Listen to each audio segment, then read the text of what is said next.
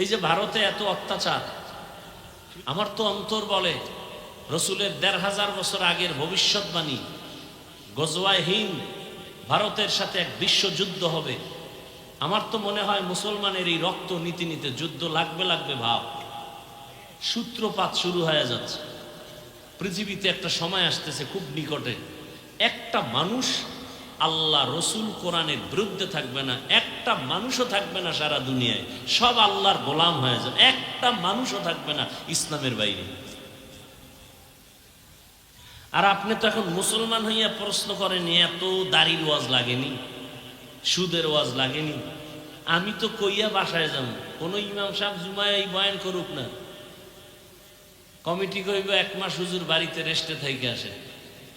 ওই যে শিয়ালের হাতে মুরগি, উপায় কি?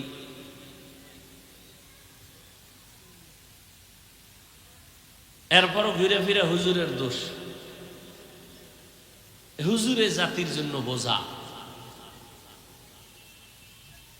দেখেন নাই যে হুযায়ফা সাহেব বয়ান করে গেল নারীদের বিষয় নিয়ে,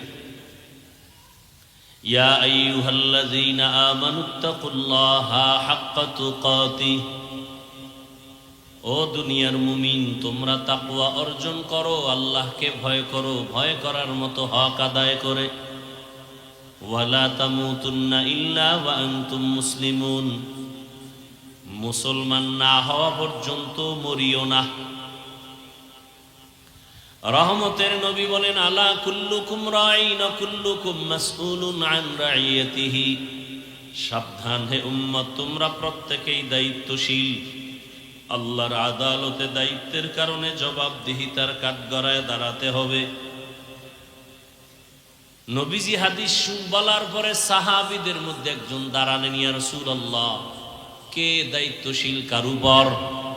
অধীনস্থদের উপরে, কর্তা যিনি গার্ডিয়ান সে দায়িত্বশীল। সন্তান মা বাবার অধীন, প্রত্যেক মা বাবা সন্তানের দায়িত্বশীল। স্ত্রী স্বামীর অধীন, স্বামী স্ত্রীর দায়িত্বশীল। ছাত্ররা শিক্ষকের অধীন, শিক্ষক ছাত্রদের দায়িত্বশীল। মুসল্লিগণ মসজিদের ইমাম ও খতিবের অধীন, প্রত্যেক মুসল্লির জন্য ইমাম ও খতিব দায়িত্বশীল। বুঝেননি? কি বুঝেন? মুসল্লিদের দায়িত্বশীল কমিটির কেউ না ইমাম? এখন মাতবরি চলে কমিটি দিছে কারা? জিবরাইল। সুদখোর ঘুষখোর বেনামাজির হাতে মাদ্রাসা মসজিদ আর ধর্মের চাবি দিছে জিবরাইল। কারা? আমরা কইতে লজ্জা লাগে। ভোটের আগে টাকা খাইছেন পায়খানার নামে, তখন আর লজ্জা লাগে নাই? ও বিশ্বাবের মুরিদ, ও তাবলিগওয়ালা হাজি সাহেব, ভোট দিবেন একজনারে, কয় জায়গাতে পায়খানা খাইছেন? ওইয়া না খাইয়া বাথরুমে গিয়া 10 গ্রাম পায়খানা খাইও ডাইরেক্ট খাইয়া, এরপরে বাজারে গিয়া হালাল সাবান দিয়া কুলি কইর, গন্ধ থাকবে না। আর এই যারা টাকা খাইছো ভোটের আগের রাতে, চোর, গোপনে খায়, এটা তো চোর। কথা হয় না? চেয়ারম্যান চোর আর জনগণ চোর, এটি হারাম খোর। হারাম খাইয়া চুরি করিয়া চেয়ারম্যানের শিখাইছে, তুইও চেয়ারে বইয়া খাবি।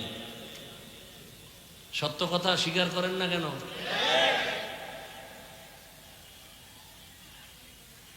সমাজের মানুষ যদি বেনামাজি হয়, নেতাও বেনামাজি হবে। এই সোনার বাংলা কোনোদিন সোনা হবে না জাতি যদি সোনার চরিত্রের না হয়। কোনো দোয়ায় কাম হবে না। মুরগি শিয়ালের হাতে আমানা, দোয়া করে লাভ কি? বিয়ে না কইরা যদি বাইতুল্লাহ দইরা দোয়া করে আল্লাহ একটা ছেলে দিও, বিয়ে করে নাই, দিবে? মান্দার গাছ লাগায় যদি সব বিশ্বাসরা দোয়া করে 3টা কাঁঠাল দিও, দিবে? হ্যাঁ, প্রাইভেট গাড়ি চলবে রাস্তায়, পানির মধ্যে যদি ধাক্কায় চলবে? সবকিছুর তো নিয়ম আছে। কোরআন শরীফের আয়াত, বান্দা তার নিজের ভাগ্যের পরিবর্তন না করলে আল্লাহ কেন করবেন? এখানে প্রত্যেকটা মানুষকে যদি জিজ্ঞাসা করি, ভাই নামাজ লাগেনি? বলে অবশ্যই। আপনার কি ঈমান আসেনি? বললাম কত ওয়াক্ত? বলে 5 ওয়াক্ত, মাঝে মাঝে ছেড়ে দেওয়া যাবে। বলে অসম্ভব। সব ফতুয়া দিয়ে নিজে 1 ওয়াক্ত নামাজ পড়ে না, ছেলেটারে নামাজ শিখায় না, মেয়েকে নামাজ শিখায় না। এই মুসলমানই। আর এই মুসলমানি নিয়ে দোয়া করলে আল্লাহ সাহায্য পাঠাবেন, এত সোজা? হ্যাঁ, আল্লাহ সাহায্য পাঠাবেন। ইমানকে মজবুত করো, মারাত্মক গুনাহ থেকে তওবা করো। আল্লাহ তো এখনো সাহায্য পাঠাবার জন্য রেডি। আফগানিস্তানে পাঠাইছেন, প্রমাণ আছে। কারণ কোরআন হেফাজত করবেন আল্লাহ। এই জন্য যত হুজুর মারে, মাদ্রাসায় আগুন লাগায়, আবার দাঁড়ায় যায়। কারণ এটার জিম্মা হেফাজতের কে নিছেন?